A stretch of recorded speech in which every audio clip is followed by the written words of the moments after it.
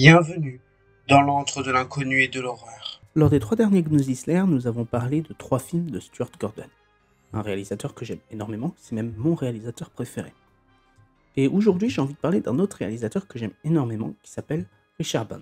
Richard Band est assez connu parce qu'il a créé le studio Full Moon, qui est un studio de films de série B, et beaucoup de ces films, j'ai pas menti, c'est de la merde. Je pense aux Evil Bong, je les ai tous matés, ou Gabuga, Ginger Weedman et compagnie.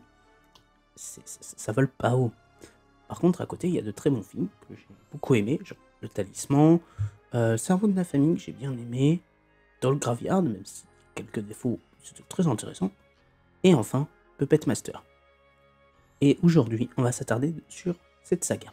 Donc, j'ai envie de faire une vidéo sans texte pour pouvoir dire vraiment ce que je pense de cette saga, et pas que ce soit écrit, pour tester un nouveau style. J'ai testé pendant des 3 vidéos de Gordon, la trilogie Gordon, comme je l'ai appelé, à écrire les vidéos et à faire en sorte que. Et là, j'ai envie de voir ce que ça donne en total impro, en termes de montage et en termes de beaucoup de choses. Donc je vais tester. En ce moment, je suis dans une période de recherche. Bref, là n'est pas le sujet. J'ai envie de parler de Puppet Master, qui est une saga qui m'a beaucoup marqué pour plusieurs choses. Premièrement, il y a 16 films. Voilà, depuis 89, 87. Le montage, je vais corriger ça. Je vous donnerai l'affirmation. Il y a eu 16 films. C'est énorme. On a eu les 8 Puppet Master, donc Puppet Master 2, Puppet Master 3, La Revanche de Toulon, Puppet Master 4, Puppet Master 5, Puppet Master La Malédiction, Retro Puppet Master Legacy. Donc ça, c'est les Puppet Master. Sachant que le 8e, donc Legacy, c'est un film qui récapitule tout, qui était d'ailleurs très intéressant. Ensuite, on a eu les Axis of Evil, Axis Termination et... troisième, j'arrive jamais à me rappeler de son nom, qui parle de l'axe. Je reviendrai plus en détail là-dessus dans la vidéo. Ensuite, on a eu 2 spin-offs, bientôt 3. L'année prochaine, ou cette année, on a un film qui s'appelle Furnace Leech Woman qui va sortir, qui va parler de Leech Woman, mes personnages préférés d'ailleurs de la saga. On a eu Blade the Iron Cross, qui parle de Blade, et Dr. Death, qui parle de Dr. Death. On a eu un versus contre les Demonic Toys, et on a eu un reboot qui s'appelle A Littlest Reich. Je vais revenir dessus après, comme pour Axis. Puppet Master, donc, j'ai beaucoup aimé, et ça m'a beaucoup marqué pour quelques raisons. Et parmi ces raisons, il y a le fait qu'il n'y ait pas d'antagoniste. Je m'explique. On peut considérer que les poupées sont méchantes, on peut considérer beaucoup de choses, et rester sur une vision très manichéenne de la chose. Ce qui est assez logique. Si on regarde le film comme ça, oui, c'est assez manichéen. Cependant, si on se penche un peu, on se rend compte que le fait que les marionnettes soient méchantes, c'est pas de leur volonté, c'est par rapport à celui qui l'a réveillé et par rapport à leurs conditions de marionnettes. Et c'est ça qui est très intéressant, c'est que le film va jouer là-dessus. Elles seront à la fois gentilles, comme dans Puppet Master vs Demonic Toys, où là les Demonic Toys sont vraiment maléfiques, mais en même temps, elles vont être maléfiques, les poupées. Exemple tout bête, le premier Puppet Master. Autre chose qui est très intéressant, les Puppet Master, on peut sentir dans les premiers. Donc là, j'ai surtout parlé dans cette vidéo des 3 premiers, qui pour moi sont les meilleurs Puppet Master, surtout le 3e. Pour moi, le 6e étant le pire, comme ça, je donne mon avis. Bref. Dans les 3 premiers, on voit qu'il y a de la recherche visuelle, de la recherche d'idées et compagnie, même s'il y a beaucoup d'incohérences dans le lore, et ça se voit, J'ai sorti une vidéo juste avant sur la timeline des Puppet Master et j'en pouvais plus. J'ai passé des heures et des heures à faire des recherches sur différents sites, sur différents forums, sur différents... Je suis devenu fou. J'en suis devenu fou de ce truc, mais bref. Mais par contre, derrière, il y a beaucoup de bonnes idées. Par exemple, première idée qui me vient en tête, c'est les premiers plans du film Puppet Master premier du nom. Comment le film commence? Il commence par « Nous sommes Blade ». On suit la vision de Blade. Comme si on était Blade. La caméra, c'est les yeux de Blade. Et j'ai trouvé ce plan très intéressant. Normalement, c'est ce que vous voyez actuellement à l'écran. Et ce plan m'a beaucoup marqué. D'ailleurs, il y a une petite scène que j'ai beaucoup aimée, c'est quand Blade se regarde dans le miroir. Parce que pendant tout le long de la scène, on ne voit pas Blade. Parce qu'on est Blade. On ne le voit que quand il se regarde dans le miroir. Et j'ai trouvé ça très intéressant parce que du coup, ça renvoie à ça montre que oui, c'est une puppet. Pareil, le personnage de Leech Woman est très intéressant, tout simplement parce qu'elle vomit des sangsues. On sait pas comment, mais ça reste intéressant. Il y a plein de questions qu'on se pose, il y a plein de trucs. et ça enrichit un univers très intéressant cinématographiquement parlant. En plus de ça, pour enrichir encore plus cet univers, nous avons les comics. Mais je vais pas trop en parler parce que il n'existe qu'en anglais, j'essaye de les traduire en ce moment sur Twitter, je mettrai le lien en description de la vidéo. Malheureusement, je n'ai pas le temps, avec mon travail et compagnie à côté, de les traduire.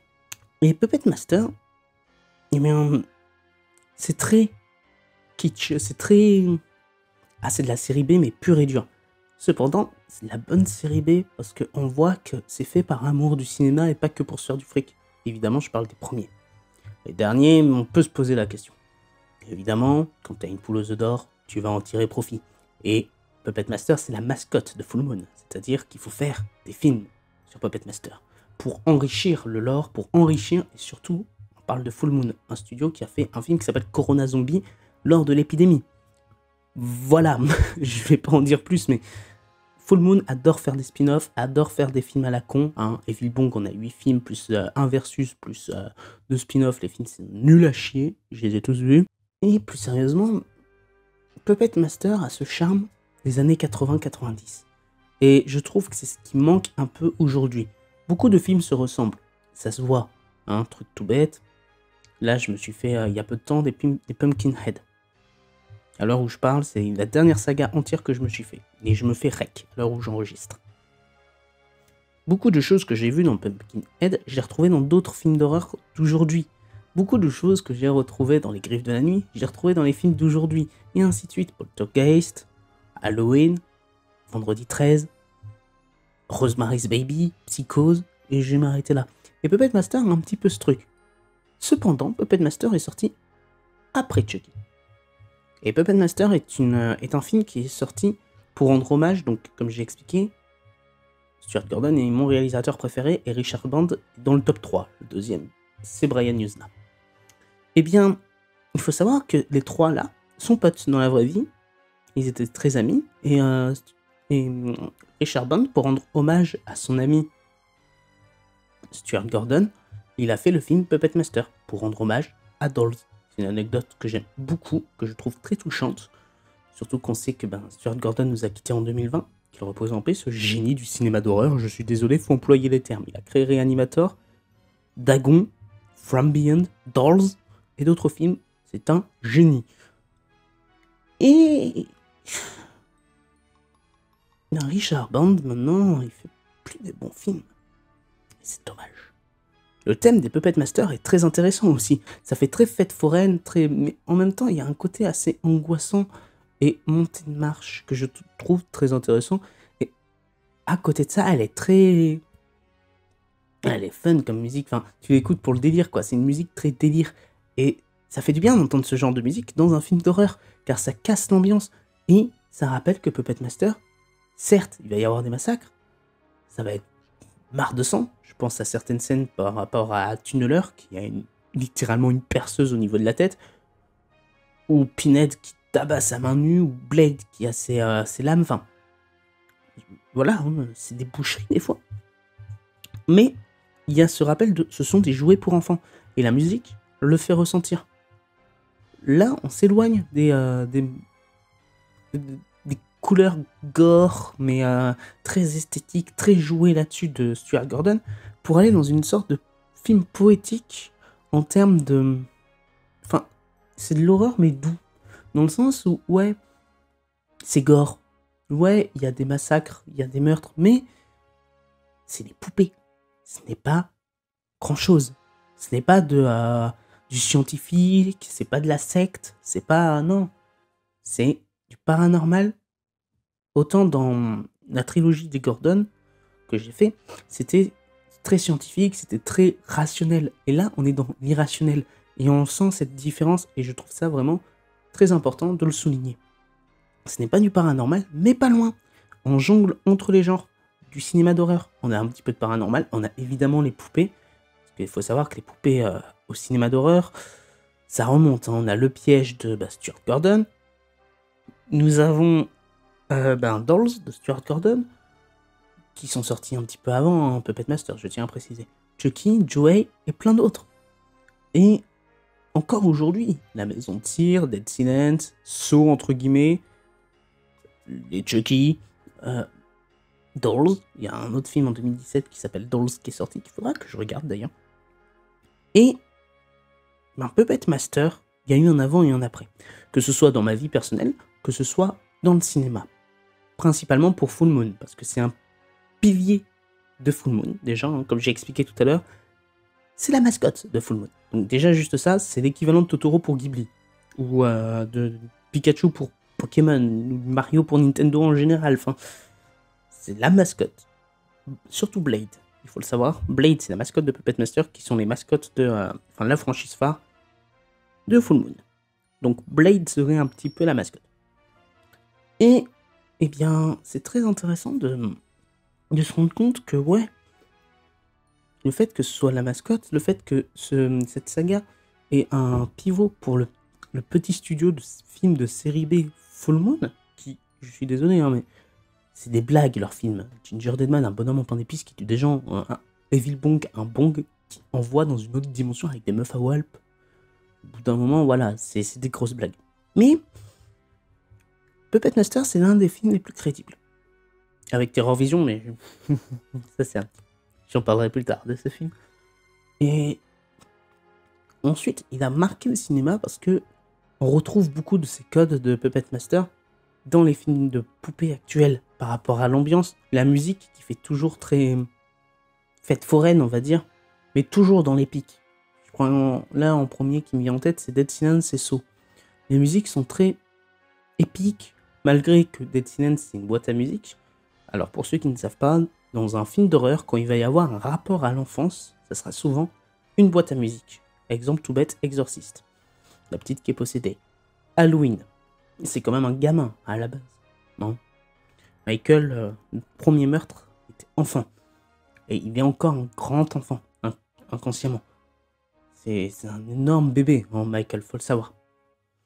Et du coup, Puppet Master, lui, il ne fait pas rapport à l'enfance, et il n'y a pas ce truc. Par contre, la musique va fête foraine. Et on retrouve ça. Et par contre, faire de la musique d'enfance avec un côté très épique, c'est très fort, c'est ce qu'a fait Dead Silence.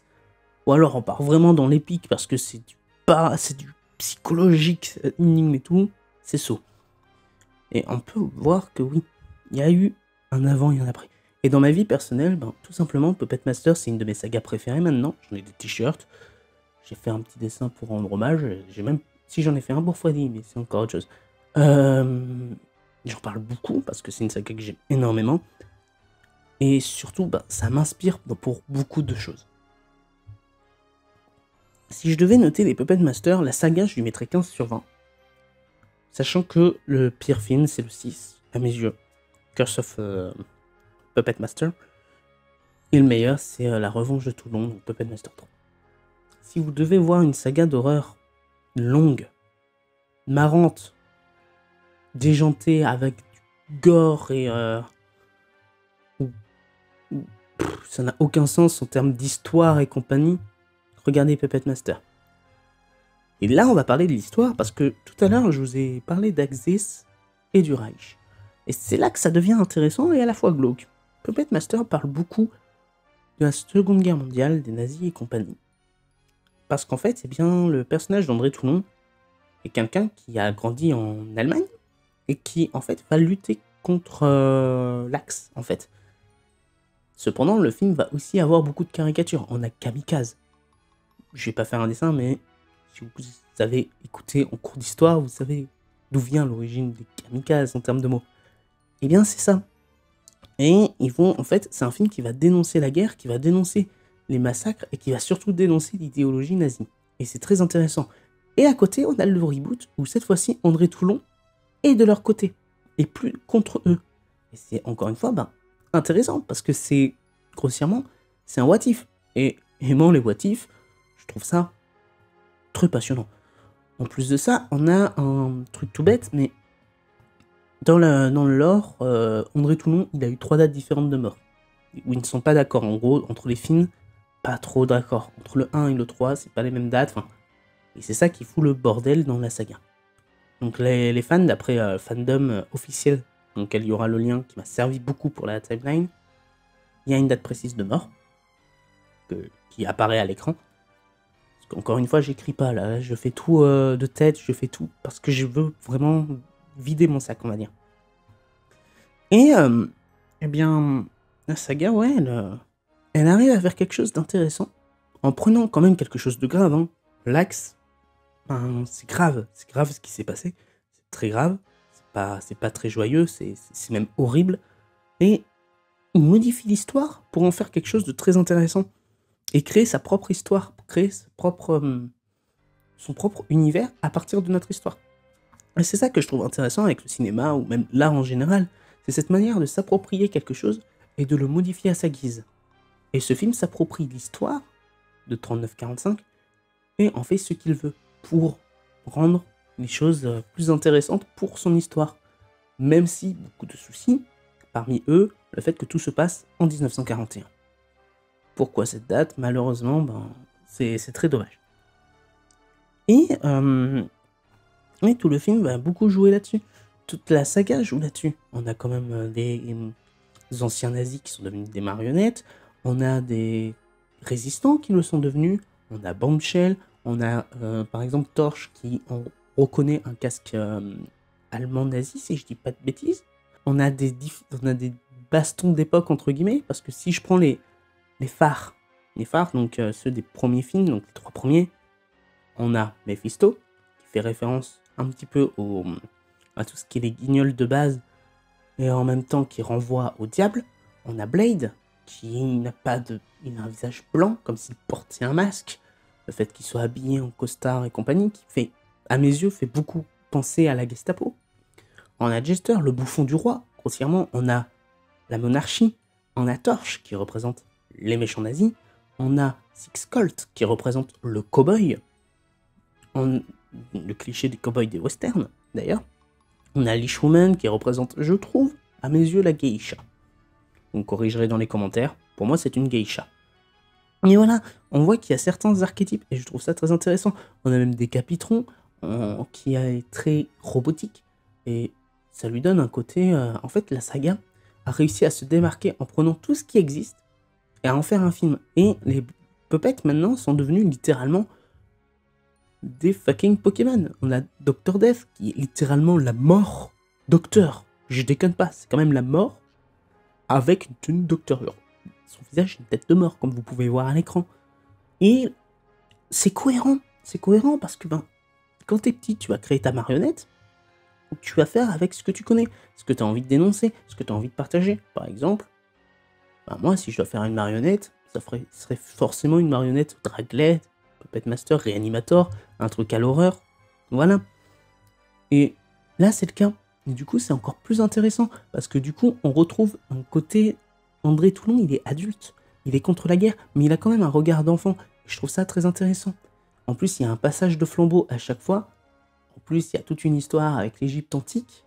Ça, je ne l'avais pas évoqué. Il y a des malédictions, il y a des poupées qui sont invoquées. Enfin, ça part dans des délires, mais c'est très intéressant et c'est très crédible. Bref, je pourrais parler des heures et des heures de Puppet Master.